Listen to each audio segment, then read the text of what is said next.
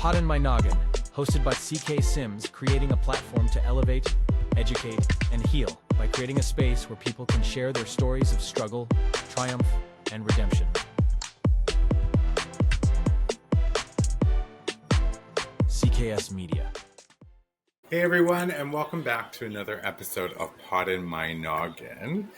This episode is going to be perhaps a controversial one. It's definitely a controversial topic, and one I wanted to have.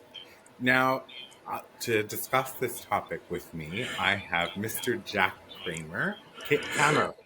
Kammer, yes, like hammer. Kammer like Kammer, perfect. From Male Friendly Media. So today we're going to actually talk about something that absolutely needs to be talked about for sure. And I'm going to warn all the feminists out there, you're probably going to react just like I did when I read through Jack's website, because I am a feminist. But what's interesting is the topic that we have to talk about is really important. Jack, welcome to the show. Thank you, CK. I should maybe allay some of the fears of yourself and the feminists in the audience by mentioning that I am not an anti-feminist. I am a counter-feminist, Okay. which is to say that when I hear what feminism has to say, I don't say, no, that's a bunch of baloney.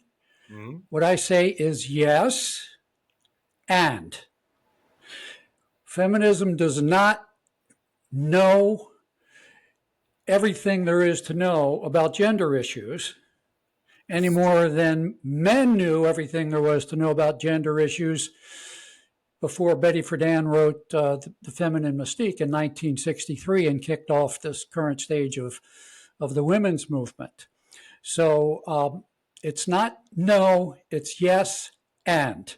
Yes. There is a male perspective that needs to be respected, understood, heard, and it really is, from my point of view, quite shocking that in this era of supposed openness and transparency and partnership and engaging our stakeholders and really trying to make everyone feel included and belong, like they belong, it's really shocking how totally men's perspective has been very much marginalized. Okay. Yeah. I will listen for sure. And I think what's interesting too is that, I want people to understand what drew me to you as a guest on this show. Okay. And so I want to read them something that drew me in immediately. And so you wrote, it began with hearing as a little boy that I was not sugar or spice or anything nice. I had no words to help me understand or express how that made me feel, but I knew it made me feel bad. It sensitized me to other subtle, and not so subtle, messages about the way in which males were wildly regarded as not as good or valuable or worthy for having their feelings heard and respected as females were. And so, for me, I am a feminist, and that's fine. One of the things that I find is really necessary, we've had conversations on this podcast. The saying goes, not all men, but always a man, that sort of thing, whatever those situations is. One of the things that I've explored and thought a lot about is the fact that from becoming like male babies, all throughout their formative years, they are met with a messaging that says, big boys don't cry, man up, don't talk about your feelings. Even mothers do the exact same thing. It's like the societal subscription that everybody just signs up for, and it's so natural to tell men to not feel or emote. And they get this from their parents and their extended family, and then authoritative figures in the community and school, and so the messaging from their first breath throughout their whole life is to, you are not a man if you emote or if you express feelings or if you talk about reflection or any of those things. And my thing is yes, I do believe that it's not all men, but always a man. I do believe that. However, there is an unfair advantage to men when it comes to working through emotions. They are not taught how to do this. They are not taught healthy coping mechanisms. Like, yeah, we have some women who aren't either because of their nuclear family situation. But this is just a blanketed reality for all men, that they are not taught how to communicate their needs, what they're feeling. So that was what drew me in to you specifically, because it's a conversation I think needs to be happening. But if I'm not wrong, it's been happening since 1983 on your part. Well, actually, I can trace it back to probably the 50s. Okay. Another thing that I remember from childhood, along with hearing that I wasn't sugar or spice or anything nice, was sort of the mirror image. It's not mirror in the sense that it's parallel. I think of it more as perpendicular. But let me mention something that you are probably familiar with, and then I'll relate that thing that you are familiar with what happened to me, and I think to probably lots of other young men and boys that we're not familiar with. The feminists in your audience will be happy to hear me acknowledge that if you see a little girl who's good at sports, you don't want to go up to her and say, gee, Susie, you're really good at sports, ... for a girl. Or if she's good at math, or if she's good at science, you don't want to say to her, gee, you're really good at math for a girl, or you're good at science for a girl. We know that. We understand that. We understand how saying such a thing reflects stereotypes.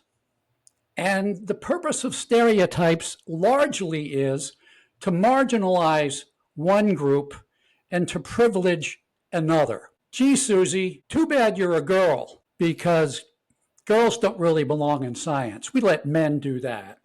Mm-hmm. What I used to hear as a little boy was, gee, Jack, you're really good with babies for a boy. Okay. Yeah. In what way was I marginalized?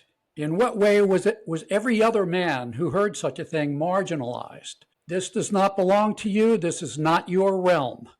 Mm-hmm. Just as we wanted to keep the realm of careers and academia and science and business to men and used anti-female stereotypes to justify that, we use anti-male stereotypes to justify keeping the other domain that we don't really talk about, primarily the domain of women. And the way I see it is that the male power structure is very obvious. It rises way up high into the sky, and you can see it from 30 miles away. There's no denying it. There is no such obvious from a distance female power structure. It actually requires a bit more sophistication and a bit of aviation capability to see the female power structure, because you won't see the female power structure from 30 miles away because it's only 2 or 3 stories tall. To me, it's not like a skyscraper like the male power structure. To me, the female power structure is much more like a convention center. Only 2, maybe 3 stories high, but it covers 14 acres. Think about what goes on in the male power structure. A lot of competition, a lot of, questionable ethics sometimes from people who are under a lot of pressure to close a sale or make a deal or get the production done and not worrying about dumping toxins into the nearby stream. Just some very strong pressures on the people occupying the male power structure to do things that might not make them feel so good. What goes on in the female power structure? It's about making deals, being friends, networking, forming alliances, finding common ground, working together on common goals, much less about competition. To me, the male power structure has a big dollar sign at the top. The female power structure doesn't have a dollar sign at the top. It doesn't have a top. It just has like the roof of the second floor.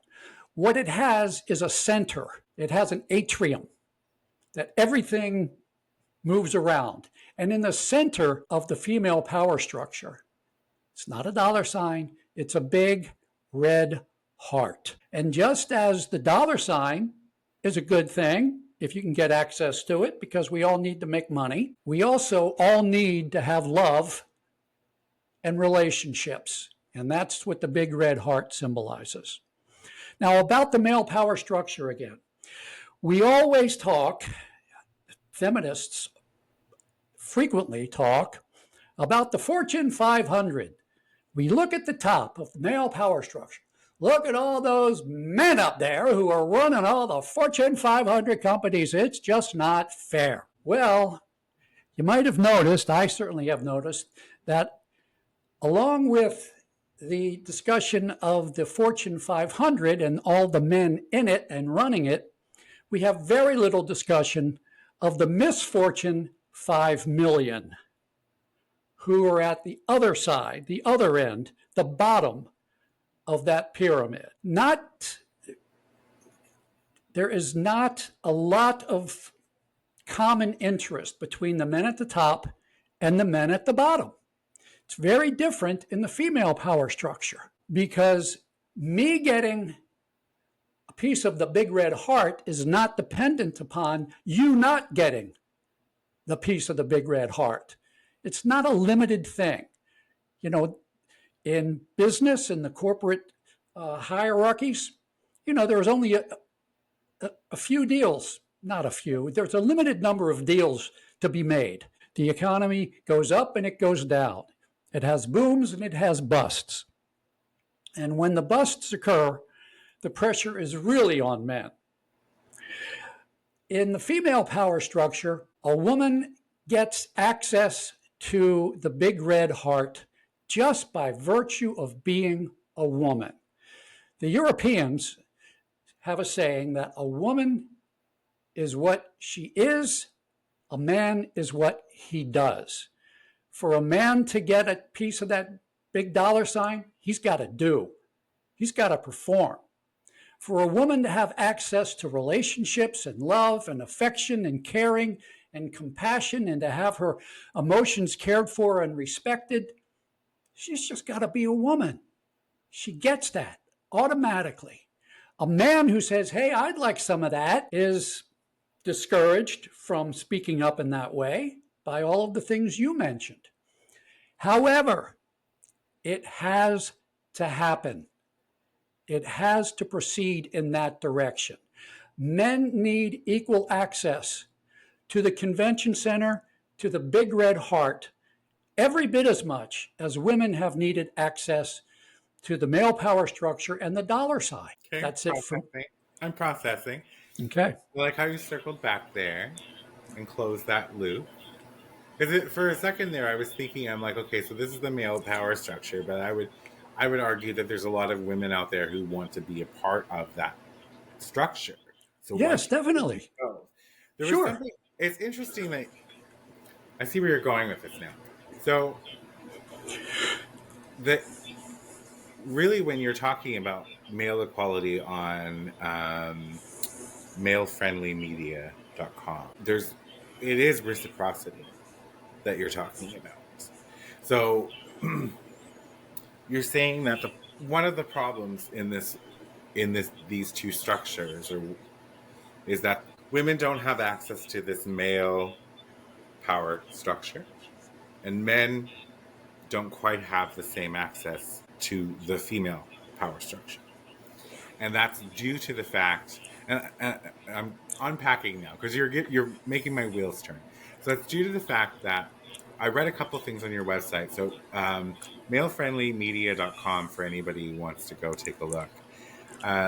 It's interesting how one thing stood out to me. For women to take over a large part of the male power structure, as you would say, with the dollar sign, men would need to, in equal parts, have access to the female power structure, and especially surrounding parenthood, right? So fathers Yes. being parents and being maybe stay-at-home dads, or sharing the wealth of parenting and household governance. Do you think we've seen growth there, though, in time? But we still have ways to go, yes. But Well, I would say that since 1963 and Betty Friedan's publication of her book, The Feminine Mystique, and her subsequent launch of the National Organization for Women.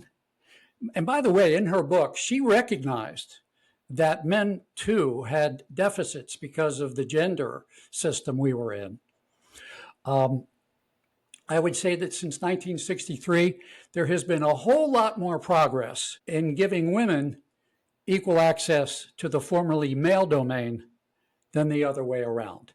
Now, yes, progress has been made and progress is being made in the direction of men getting full and equal access to the female power structure. However, there is also a very large backlash against that. yeah, and I'm not a massive podcast, but if when we do snippets of this, I do have a feeling that I'm probably going to get some pretty nasty comments. But the thing to me is I see stuff online in social media where these women are like, if my man ever cried, I'd kick him to the curb, right? And there's that kind of dialogue, right? And and people are almost in support of that. There's like an echo chamber where that sort of kind of gets reinforced from other people. But then if a man says something that's sort of derogatory or brings the woman's work value down to practically nothing if they were to do something, then it's massive backlash.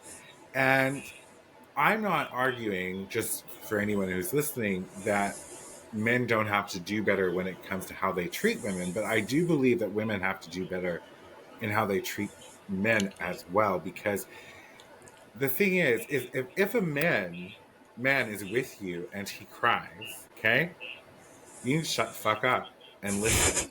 Because if he is showing you emotion like that, that's going against every grain of who he has been programmed to be in his entire life. Lose your attitude and listen. Ask him what he needs. And it's not about, this is, for me, it's less about sexism, and I like your points, but it's less about the sexism for me. It's more about simple humanity. If you have a girlfriend who comes to your house and breaks down and cries, your initial reaction is to smother with love and affection and support and all of those things. But if a man were to do those same things, you may not think of those things, or you may do them, but subconsciously reduce his value as a man because he's now blubbering, if you will, or having an emotional reaction. I think it's such a. Anytime I see someone, a male, talk about their feelings out loud, is one of the most powerful and most beautiful things that I could see. And I want to see more of it. And I think for women specifically, I get feminism and I get, because I am, but I get also that, men are the perpetrators in a lot of things. However, not all men. So why can't we show them kindness? Why can't we break that feedback loop, if you will, that CK, could I also say that there are many opportunities and many opportunities taken for and by women to do bad things to men. oh, of course. Of course. Well, we need to say that, and we Oh, need to put that on the table. I will say that. So So here's the we thing. need to say not all women, but in the ways that are the most hurtful to men, it is very, very, very often a woman who is wreaking the havoc. Well, I guess, I mean, if there's going to be people who are getting inflamed by this, and that's fine, because it's a conversation that needs to be had. When you're looking at the dynamic, of course, it's always going to be man and or woman, right? If we're talking about sexism and feminism, this is where we land here, right? It's going to be a man or a woman, and I agree with you. There are women who instigate. There are women who do shit towards men all the time. They feel justified, of course. I don't know if they're justified. I'm not. So I'm a feminist in the fact, and I want to be clear about this to anyone who's listening. I'm a feminist in the fact that a woman should have the equal rights to do anything a man can do, and can. Straight up, end of story. Zero pay gap, zero anything. I think the future should be female, because let's give that a shot and see how we fare. I think we would do pretty well. However, I do not agree with feminism where you attack men, and it's such a weird conversation to have and a place to be, because there's such a polarization across it, right? All we hear about are women being raped and assaulted and harassed and all of these particular things. And it does happen. I mean, there's statistics and studies and all of that sort of thing. Obviously, when women are doing things towards men, it's not criminal, if you will, more psychological. There are actually some crimes that occur but are not prosecuted. Fair. Because of certain biases that work in women's favor. Yeah, I don't like, that's something I'm going to be honest with. I don't like it when any woman uses the fact that they're a woman to perpetuate a bias in a situation. I also don't like it when a man does it, just so we're clear here. When I talk equality, I literally talk equality for everybody. Man, woman, race, creed, you name it. But yeah, it's such an interesting thing. I'm really interested to see how people will react to this conversation. So what we're saying here, we're going to take a quick break in just a second, but what we're saying, to recap the first half of this conversation, is that male power structure is high in the sky with a dollar sign. There's some ethical issues, but there's a lot of competition, and it's high pressure, right? Now, we're going to have women out there who say they are a part of that as well, and that's completely fine. And then you wanted to determine and distinguish, that the people at the top, the makers and the breakers at the top, are very far removed from the people who support the Fortune 5 million. Or the misfortune 5 million. And then we're looking at a female power structure that's more like a great big gigantic mall or conference center that's like 15 acres, really massive structure that you don't see from 30 miles away, but it's there. And at the center of that is heart, which stands for love and value and all of those particular components, right? And yes. So in order to find true equality, equal access has to be provided to the male-dominated power structure, as there is to the female, and vice versa is how I meant to say that. So we're going to take a quick break, and when we get back, we're going to talk about some actual ways that we might consider doing that. We'll be right back, everybody. Partner today with CK Sims and Pod in My Noggin to get in front of an audience that cares. You will be supporting mental health stories, tales of resilience, and uplifting content, aligning your brand with bringing goodness, authenticity, and kindness front and center.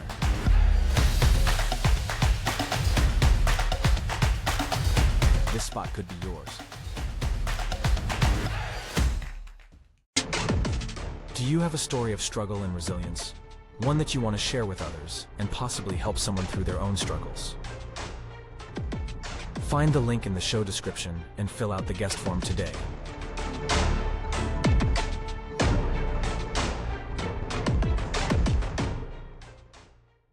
Welcome back, everybody. We are talking to Jack Kammer, like Hammer, from Male Friendly Media, and we won't recap much of what we just talked about because I'm being cognizant of time. But we're talking about men's mental health, and we're talking about how men's health and men's feelings have become marginalized, right? So I like the idea of having this conversation because we do look at men and we often take for granted that, a man's a man and they don't feel and they're going to tough it up and they're going to get through it and they're going to make it work and they're going to provide and they're going to build the house and the cottage. And we think about all of these really like strenuous sort of things that men are capable of doing, right? But we never actually sit back and be like, oh, I wonder what. We don't even have the empathy, I don't think, programmed in us full circle to look at a man and wonder how much that person may struggle or what's their internal dialogue or what have they gone through in life to get to where they are today. Whereas we have these thoughts and conversations about women, right? When a man acts like an asshole, he's an asshole, right? When a woman acts like an asshole, well, is she an asshole or what's her home life like? Is she being abused? Is she getting enough love and support from her husband at home? Is she doing all the work by herself? All of these things. And this is not to dismiss or discredit or discount anything a woman experiences. But what I would like to understand is why we are automatically programmed to think that way to women and not men. And what are some ways that we as a people can start normalizing and closing the gap on men's personal emotions and feelings? So, you've talked so far very eloquently, and I'm very grateful and appreciative of what you've been saying. You've been talking about the need for men to have their emotions respected, valued, appreciated, cared about. There's more to it. And what there is not what's in it for the man, because what men as human beings, as good human beings, or striving to be good human beings, want to do is to be connected to something larger than themselves. They don't want it to be all about them. Okay. And so, as much as we need to talk about caring about men's emotions, because their emotions are their spark plugs of their personalities. And if you see a man who's just a real stick in the mud, depressed, aimless, maybe it's because he really doesn't pay attention to what his emotions are trying to tell him he ought to be doing for himself. Besides emotions that the man needs to have taken care of, his own emotions that he needs to have taken care of, there is this great ability that men have. It was a big waste back in the late 1800s through the middle of the 20th century, even happening today to some extent. It was a big waste when a woman said, I think I'd like to be a doctor. And everybody in her social circle, her family, her parents, her friends said, what? You want to be a doctor? You can't be a doctor. Big waste. Big waste. Some women didn't listen to that, became doctors. Fine, excellent, wonderful doctors. Same with scientists, same with business people, especially the same with lawyers. A woman who wanted to be a lawyer, oh my God, you don't want to embrace your natural instincts as a woman? You want to argue and fight all day rather than embrace this opportunity you have to love and nurture children all day? There might be something wrong with you. Big waste of that woman's capabilities of being a great lawyer, great politician, a great leader, a huge waste. What we're wasting today on the male side of the equation is men's natural inherent ability to love and nurture others, especially their kids. Now, you mentioned a few minutes ago that you think it would be an interesting thing and maybe a good thing to turn over the world to women. Let women run the world. We wouldn't have any wars, as often said. Well, okay, I'll go with that experiment. But at the same time, we're running another experiment, and we're letting men raise the kids. Okay.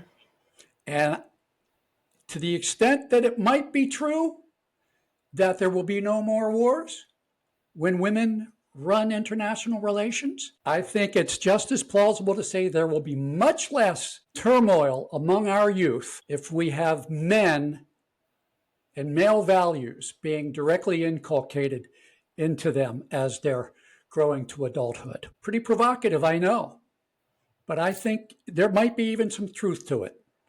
Okay, so I'm not against this at all, because if women are running the world, we're going to need people at home taking care of the children in the house. However, define what you mean by male values. Well, suppose I asked you, would you have a problem defining female values? I'm not a female, but I think it's very different for every single person. But I think that there's some core values that they want to be loved and respected. They want equal opportunity in the workforce and the world, and same pay, and to be able to walk alone at night without having to worry about being attacked. I think that those are core values for a lot of women. Okay, so those are the things women want.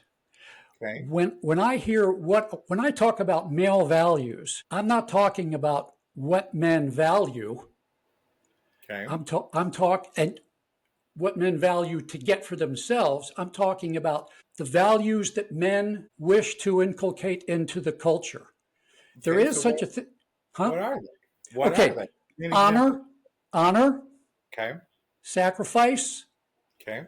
duty, Okay. trying to take less than you give. Now, I'm not saying women don't do that, but I'm saying that these values that are very much a part of male culture are a good thing. Now, they can become a bad thing because too much of any good thing is a bad thing. But those are the male values that I'm talking about, our kids really being able to benefit from. Another one that comes to mind right away is the balance between safety, which is generally identified as a female value, and growth, adventure, risk, pushing the boundaries. A male value, I would argue. Now, this is not to say that there aren't women who have a lot of what are called male values, and there are not a lot of men who have what are called female values. But just generally speaking, it's probably not a good idea to talk about these as male values and female values, but rather values of culture A and values of culture one. A and one. So, like, a thought comes to mind though, like, because you said core values is an honor, sacrifice. I'm trying to remember the other ones. I have a goldfish brain. I apologize. Honor and sacrifice. There was another Well, two. safety versus risk, safety versus adventure, safety versus expanding the envelope, safety versus risking a lot of money into a business that might not take off at all. But, think of how many businesses were started on a shoestring and worked. Of course, there are also plenty of businesses started by men on a shoestring, and they fail. We don't, really think too much about those fellas. Even though we see them in the statistics of, alcoholism, mental health problems, suicide, addictions, various psychological maladies. So, that's just a quick recap of the male values that I mentioned. And again, we probably shouldn't say male values from culture A. Culture A or culture one. Do you think that the general man perpetuates those values current day? I think that what makes men happy is having the opportunity and getting the appreciation that they want for demonstrating those values. Yes, I think that those values are very key to men's happiness. So basic needs, essentially. I think so. I think so. Okay. Now, the idea of what is a definition of a real man comes up here. And I'm going to offer you my definition of a real man. And it's really going to muddy the waters, but really not muddy them. Maybe what it does is clarify them. Maybe it just filters out all of the mud that's in the muddy waters. I think the best definition of a real man is a man who does not care at all about anybody else's definition of a real man. Take away all, yeah, I like it too. Take away all that pressure. And it's what is this definition of a real man? Well, if you are a real man, you'll do what the society wants you to do, which is to get out there and be productive. We don't care about your happiness, but you'll be productive. And you'll be tough. You'll be tough. You'll be ready to fight our wars if we need you to. You'll be willing to work 60, 70, 80 hours a week if we need you to. You'll do what we want you to do because you know that if you don't do it, we're going to call you a wuss. Yeah, yeah. And think back to when you had quote unquote sissy boys in your neighborhood. Sissy boys were one thing, not generally appreciated and lauded. On the other side of the coin, tom girls were kind of cool. They were, yeah. They were, actually. I was a sissy boy then and today, essentially. Being gay growing up in a small rural town, right? I heard always.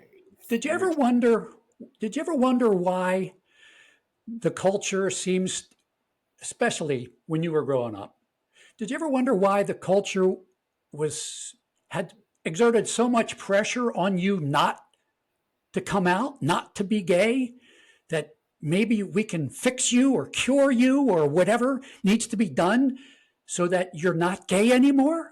Did you ever wonder why society doesn't want you to be gay? Well, I come from a religious background. My parents are ministers, so I thought it was because I was going to burn in hell, right? Yeah. Like, Well, that's just sort of another way of calling you a wuss. You're going to be a wuss in hell. Yes.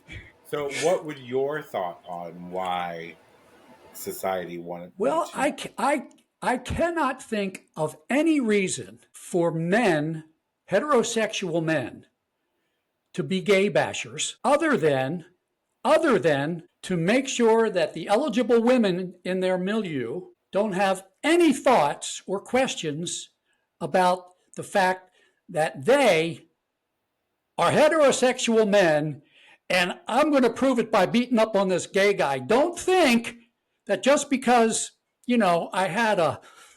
I rode next to him on the bus that I'm gay. No, and I'll prove it because I'll beat this guy up and make his life miserable. I really can't think of a reason for heterosexual men to discourage other men from not competing with them for eligible women. That's funny. That's a whole nother podcast, I think. That's interesting, right? Your competition pool is getting less when men come out as homosexual. Never thought about it that way before.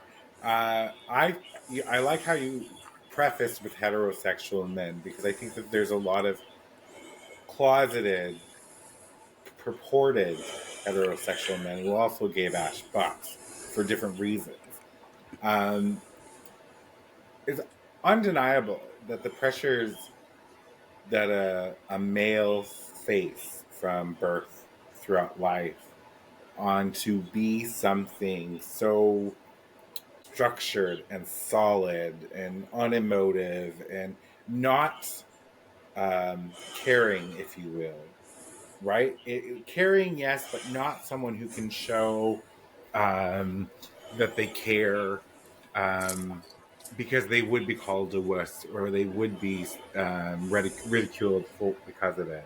So, cognizant of time, for people who are listening, who are still listening, because we might have lost some people, and I'm okay with that, because a conversation has to be had. And if you're afraid to have conversations that are going to piss people off, then don't do a podcast. So, for people who are listening though and want to know how, what could a woman, let's focus on the woman first, not because I'm picking on the women, y'all. What could a woman do, something small, something in their lives that could positively impact the male experience?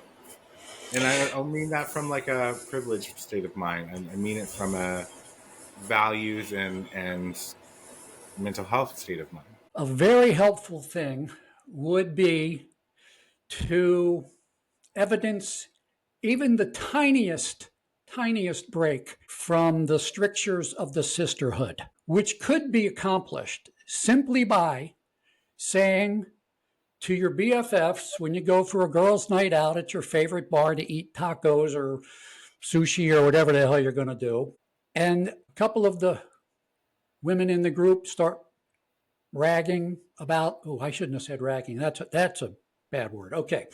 Who start complaining about men with really sweeping generalizations and absolute lack of empathy for the male situation. Just to say, excuse me, ladies, I really need to say something here. I think that, for 60 years, we've been complaining about how men have been sexist and denigrating toward women. Isn't it time we took stock about what we need to stop doing in the same way? Just a very tiny little thing. Now, that's going to be a buzzkill, but it's going to be a buzzkill that's going to plant some new seeds, and we're going to have a more robust and beautiful garden. Another thing, CK, do we have time for me to mention another thing? Okay. See, I'm talking about synergy here.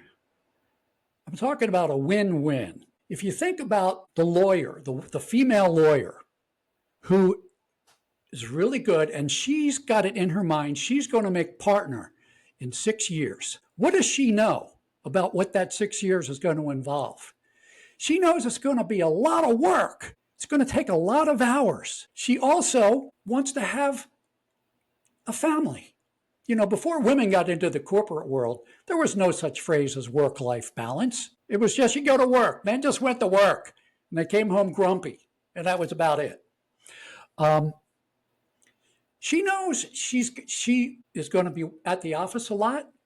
She loves her kids. She wants to make sure her kids are happy and safe and taken care of, and that there's somebody reliable who loves them, raising them. Who better than her husband, the kid's father? There are plenty of men who have had their taste of corporate life, who have had their taste of running around in a pickup truck with paintbrushes and ladders and trying to eke out a living as a handyman or a contractor, and the pressure to make money crushing them, working 70, 80 hours a week, giving up weekends because they got a contract that's going to put some money on the table. Lots of men, and the Pew Research Center recently found that it is men, even more than women these days, who are saying they do not spend enough time with their kids. There are plenty of men who, properly encouraged, just like women had to be properly encouraged to go for it, to be a doctor, to be a lawyer, be a scientist, be an astronaut, be an airline pilot, whatever. Men properly encouraged could maximize their abilities to demonstrate their nurturing capacity, if that's what they feel they've got. And at the same time, the woman can rely on that to pursue her career without always worrying about what's happening with the kids. And what she does in the bargain is he doesn't have to worry about making all the money. He might, many men probably would, want to develop some kind of a side hustle. But, with the internet, there's plenty of ways these days, and there's even podcasts specifically about this, how parents can make money with a side hustle from home. So we're talking synergy here. You got a woman maximizing her talents as a lawyer, which she intuited from her childhood, from her upbringing. I love kids, but I don't think I want to be a full-time mother. I want to be a lawyer. But how am I going to do that? How am I going to have a huge career as a lawyer without driving myself crazy and burning the candle at both ends?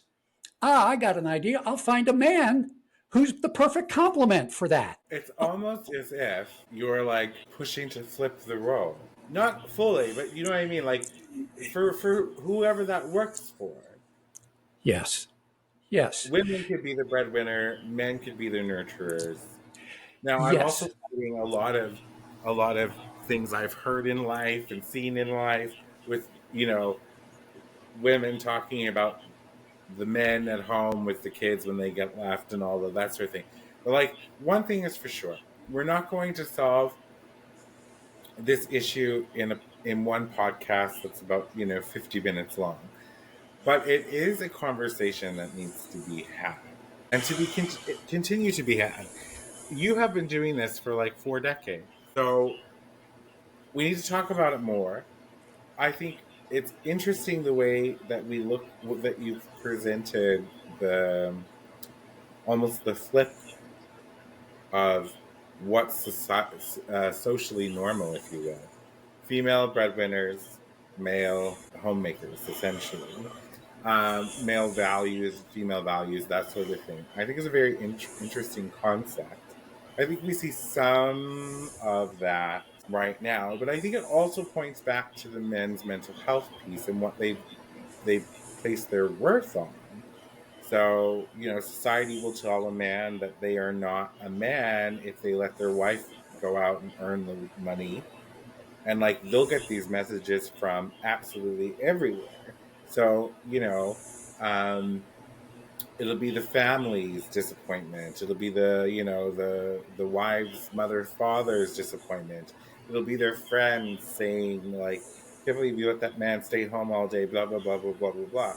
I do see the hypocrisy there, right? There is a hypocrisy there, whether people like to hear that or not. There is, because if the woman can go work and be the breadwinner, and the man can stay home and take care of the children and be nurturing, then why is that?